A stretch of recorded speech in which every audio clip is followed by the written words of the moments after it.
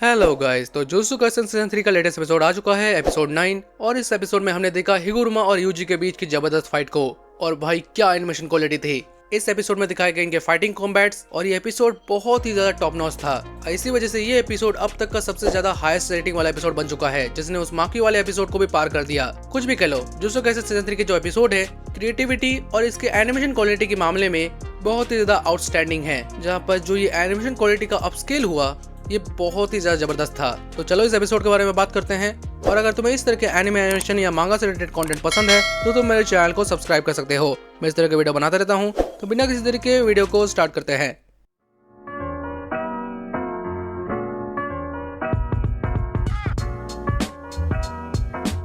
तो episode starting वहीं से होती है जहां पर हिगुरुमा अपने डोमेन को खोलने वाला है। जहां पर यूजी सोचता है कि उसके डोमेन खोलने से पहले वो उसे नॉकआउट कर देगा, तो वो उसके ऊपर चार्ज करता है और उसे पंच मारने ही वाला होता है, पर अचानक से वो रुक जाता है। जहां पर हिगुरुमा का डोमेन एक्टिवेट हो जाता है और हम उसके सराउंडिंग को देखते हैं जो एक कोर्ट की तरह है। और हिगुरुमा बताता है कि उसके इस डोमेन के अंदर किसी भी तरह का वायलेशन, किसी तरह की मारामारी नहीं हो सकती। और उसके पीछे जो शिमिगामी है वो है जजमैन। जहाँ पर जो जजमैन है वो कहता है कि यूजी जब 16 साल का था तो वो एक कैसीनो के अंदर गया था, जो एक इलीगल एक्टिविटी थी, क्योंकि वहाँ पर सिर्फ 18 साल से ऊपर के लोग ही जा सकते हैं। पहले तो यूजी को समझ नहीं आता, पर फिर बाद में उसे याद आता है कि हाँ, वो एक बार एक कैसीनो के अंदर तो गया था। जहाँ हिगुरुमा बताता है कि जजमैन को तुम्हारे लाइफ के बारे में सब कुछ पता है और यहाँ पर तुम्हारे ऊपर एक आरोप लगाया जाएगा, उसके बाद बहस होगी और अगर तुम गिल्टी निकले तो तुम्हें सजा दी जाएगी। फिर हिगुरुमा के पास एक फाइल आती है और वो बताता है कि यहाँ पर तुम्हारे ऊपर जो आरोप लगाया गया है उससे रिलेटेड एक सबूत है, लेकिन सबसे पहले तुम्हें मौका दिया जाएगा कि तुम अपनी सफाई में कुछ कह सको। जहाँ पर जो यूजी है वो इस डोमेन के बारे में समझ जाता है जो टेनगुएन ने उसको बताया था। तो एक्चुअली में जो ये डोमेन है, ये एक नॉन लिथल डोमेन है जहाँ पर किसी भी तरह की लड़ाई नहीं हो सकती। बाय द वे, यहाँ पर हमें हिगुरुमा के जो बैच है उसमें जो जस्टिस का तराजू होता है उसको भी दिखाया जाता है। फिर हमें यूजी और टेनगिन के बारे में जो बातचीत हुई थी उसके बारे में बताया जाता है, जहाँ पर टेनगिन यूजी को बताता है कि पुराने टाइम में भी कुछ ऐसे सोर्सरर्स होते थे जो इस तरह के डोमेन का यूज करते थे, जिसमें किसी भी तरह का लड़ाई नहीं होता था, बल्कि उसमें बहुत सारे कंडीशन होते थे। और फिर वो श्योर हिट के बारे में बताता है कि एग्जाम्पल के तौर पर जो गोजो का डोमेन है वो एक लीथल डोमेन है, जिसकी वजह से उसका अटैक उसके दुश्मन के ऊपर 100% श्योर हिट होगा। पर पुराने जमाने में भी कुछ ऐसे सोर्सर्स होते थे जो डोमेन का यूज इसलिए करते थे जिससे उसके जो दुश्मन है वो लड़ाई छोड़कर भाग ना जाएं। जिसे यूज ये तो समझ जाता है कि उसके डोमेन के अंदर उसे किसी भी तरह की चोट नहीं पहुंचने वाली, लेकिन हाँ, इस डोमेन की कंडीशन ये होती है कि जो इसका यूजर होता है वो उसके बारे में उसका जो एनिमी है उसको बताना पड़ता है। तो ऐसा हिगुरुमा यहाँ करता भी है, जहाँ पर वो कहता है कि यूजी के पास बस एक ही मौका है अपने आप को निर्दोष साबित करने का, इसलिए वो जो कुछ भी कहेगा उसे सोच समझकर बोलना होगा। और उसके बाद वो फिर अपना सबूत निकालेगा और उसके बाद इसी के हिसाब से जजमेंट जो है अपना फैसला लेगा। तो यहाँ यूजी कहता है कि अगर मैं दोषी प्रूव हो गया तो फिर क्या होगा। तो यहाँ हिगुरुमा कहता है कि ये डिपेंड करता है। तो वो फिर बताता है कि तुम्हारे पास 3 ऑप्शंस हैं। पहला कि तुम चुप रहो, दूसरा कि तुम सच्चाई मान लो, या फिर तीसरा इसे डिनाई करो कि तुमने ऐसा कुछ किया ही नहीं, जिसमें तुम झूठ भी बोल सकते हो। जहाँ पर यूजी सोचता है कि ट्रायल में झूठ बोलना क्या सही रहेगा। जहाँ पर हिगुरुमा कहता है कि अगर सब कोई सच ही बोलने लगते तो ये सब का कोई मतलब ही नहीं बनता। जहाँ पर यूजी सोचने लगता है कि आखिर वो क्या कहे। ये तो सच है कि वो कैसीनो में गया भी था, वहाँ पर गेम भी खेला था और पैसे भी जीते थे, पर वो बोले तो क्या, क्योंकि उसे पता नहीं कि जो हिगुरुमा के पास फाइल है उसमें उससे रिलेटेड क्या सबूत है।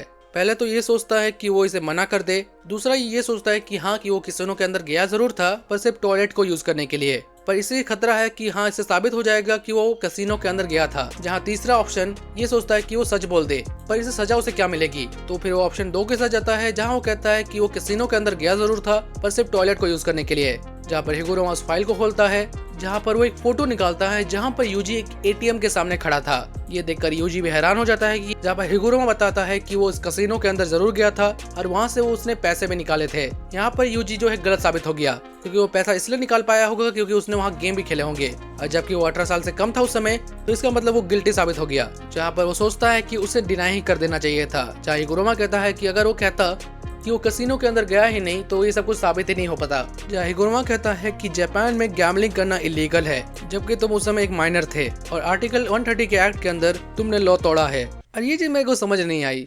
यूजी जो है 16 साल का होकर के कैसीनो में जाकर गेम खेल सकता है, पर हिकारी ने जहाँ वहाँ पर एक ड्रिंक ऑफर किया तो वो कह दिया कि नहीं जी, ये गलत बात है जी, ये गलत बात है। और भाई की किस्मत देखो, हिगुरुमा से लड़ने से पहले वो एक गैमलर से लड़ रहा था और पहला ट्रायल उसका गैमलिंग पर ही आ गया। पर जजमैन यहाँ पर अपना फैसला सुनाता है और उसे गिल्टी साबित करते हुए और फिर वापस यूजी रियल वर्ल्ड में आ जाता है, जहाँ पर जो हिगुरुमा है वो अपने हथौड़ी की हेल्प से यूजी पर अटैक करता है। फिर वो उसके पास आता है और अपने हथौड़े को बड़ा करके उस पर अटैक करता है, जहाँ पर यूजी समझ जाता है कि वो अपने हथौड़े को कंट्रोल कर सकता है, यहाँ तक कि उसके साइज को भी चेंज कर सकता है। जहाँ पर यूजी ये समझ जाता है कि वो अपनी कर्स एनर्जी को कंट्रोल नहीं कर पा रहा। फिर हमें यहाँ पर हिगुरुमा का एक पास्ट दिखाया जाता है, जहाँ पर कि जब वो 36 एज का था तो उसने लॉ यूनिवर्सिटी से रिलेटेड जितने भी एग्जाम्स है उसको क्लियर कर लिया, और वो भी पहली बार में, जहाँ पर लोग इसको बहुत ज्यादा टैलेंटेड मानते थे। लेकिन उससे भी ज्यादा वो एक टैलेंटेड सॉर्सरर भी है, क्योंकि जैसे ही वो एक सॉर्सरर बना तो उसने सबसे पहले डोमेन एक्सपेंशन किया और वो ये भी समझ गया कि उसे किस तरह से अपनी कर्स एनर्जी को यूज करना है। और 12 दिन के अंदर ही हिगुरुमा एक ग्रेड एज के सॉर्सरर के बराबर हो गया और अब तक उसने 20 प्लेयर्स को हरा दिया है। फिर वो अपने हथौड़े का यूज करके उस पर अटैक करता है, यहाँ तक उसके ऊपर लगातार उसे फेंकता है, जहाँ पर यूजी भागते हुए उसे बचता है। और ये देखकर लगता है वन पंच मैन वालों को थोड़ा सीखना चाहिए, ऐसा ही कुछ तो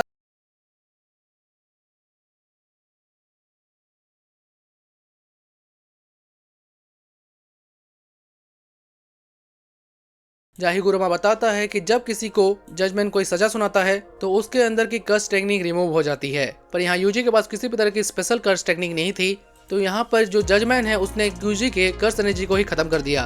पर हिगुरुमा यहाँ सोचता है कि इतना कुछ होने के बाद भी यूजी जो है उससे टक्कर ले रहा है, जब तक उसकी जो फिजिकल बनावट है वो भी बहुत ज्यादा अलग है और वो बहुत ज्यादा ड्यूरेबल है।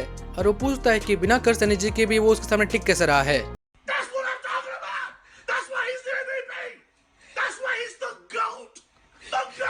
जो सॉर्सरर्स होते हैं वो बिना कर्स एनर्जी के कुछ नहीं कर सकते, पर यहाँ पर यूजी जो है अभी तक उसका सामना कर रहा है। एक आम इंसान के पास इतनी ज्यादा ताकत कैसे हो सकती है।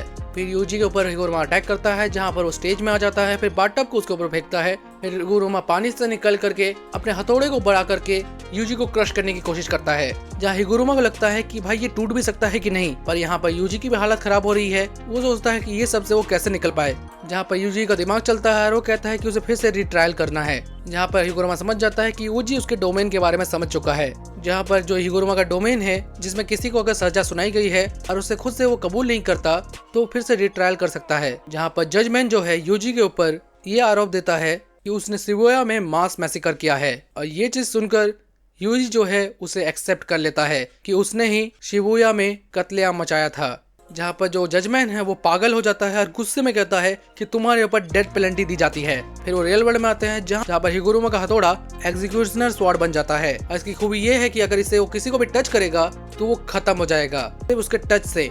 तो यहाँ पर हिगुरुमा कहता है कि इंसान के अंदर जो कमजोरी होती है, बाहर से कितना भी अपने आप को अच्छा दिखाएं, वो अंदर से बहुत ज्यादा बदसूरत होते हैं। और वो ये देखकर यूजी को भी कहता है कि तुम चाहे बाहर से तुम कितना भी अपने आप को अच्छा दिखाओ, पर तुम अंदर से बहुत ही ज्यादा बुरे हो। एक बार जब हिगुरुमा का सीनियर ने उससे कहा था कि तुम जज क्यों नहीं बन जाते, जहाँ पर वो सोचता था कि उसके अंदर भी कमियां हैं इसलिए वो ये नहीं कर पाएगा, लेकिन यहाँ पर वो रियलाइज करता है कि इंसान के अंदर की यही जो कमियां होती हैं वही उसे एक बेटर पर्सन बनाती है, क्योंकि यहाँ पर यूजी ने उसके ऊपर जो आरोप लगाया था उसे एक्सेप्ट कर लिया था, जबकि उसने ऐसा कुछ किया ही नहीं। जहाँ पर उसके पास जो लिफाफा आया था उसके अंदर लिखा था कि एक्चुअली में यूजी ने नहीं बल्कि उसके अंदर जो सुकुना है उसने ये सब किया था, पर ये जानकर भी यूजी ने वो आरोप को अपने ऊपर ले लिया। जहाँ पर जो हिगुरुमा है उसके ऊपर अटैक कर रहा था और यूजी अपने शर्ट को खोलकर उसके ऊपर फेंकता है जिससे उसे डाइवर्ट कर सके। फिर यहाँ पर हिगुरुमा उसके ऊपर कूदता है अपने स्वॉर्ड को यूज करने के लिए और यूजी भी अपने पंच को रेडी करता है, पर यहाँ पर हिगुरुमा बीच में ही अपनी तलवार को गायब कर देता है और यूजी उसे हिट कर देता है। वैसे ये सीन मांगा पैनल में इस तरह दिखाया गया था, एंड आई नो कि इसको लेकर भी बहुत से फैन बहुत सारी चीजें कहेंगे। जहाँ पर यूजी सोचता है कि अचानक से क्या हुआ कि हिगुरुमा उसके ऊपर अटैक क्यों नहीं किया, जहाँ पर हिगुरुमा यूजी से कहता है कि मैं जानता हूँ कि उस समय तुम नहीं थे, वो सुकुना था, पर फिर भी तुमने क्यों उसके किए को अपने ऊपर ले लिया और तुमने कुछ भी गलत नहीं किया था। जहाँ पर यूजी कहता है कि गलती उसकी थी क्योंकि वो कमजोर था। जहाँ पर हिगुरुमा कहता है कि तुमने मुझे याद दिला दिया कि मैं एक लॉयर बनना क्यों चाहता था। जहाँ वो कहता है कि यूजी की तरह भी बहुत से ऐसे लोग होंगे और हिगुरुमा को उनकी मदद करनी होगी। जहाँ पर हिगुरुमा कहता है कि क्या तुमने कभी किसी को जानबूझ के मारा है।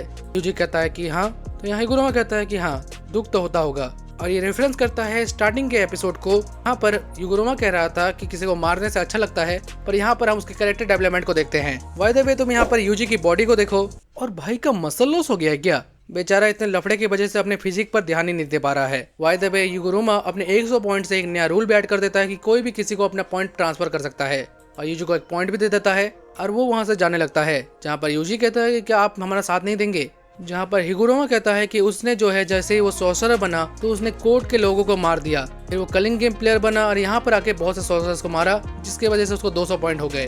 और वो कहता है कि ये सब खत्म होने के बाद वो अपने आप को पुलिस के हवाले कर देगा। ये सब करने से अगर वो यूजी के साथ रहेगा तो उसे और बुरा लगेगा, और ये कहकर वो वहाँ से चला जाता है।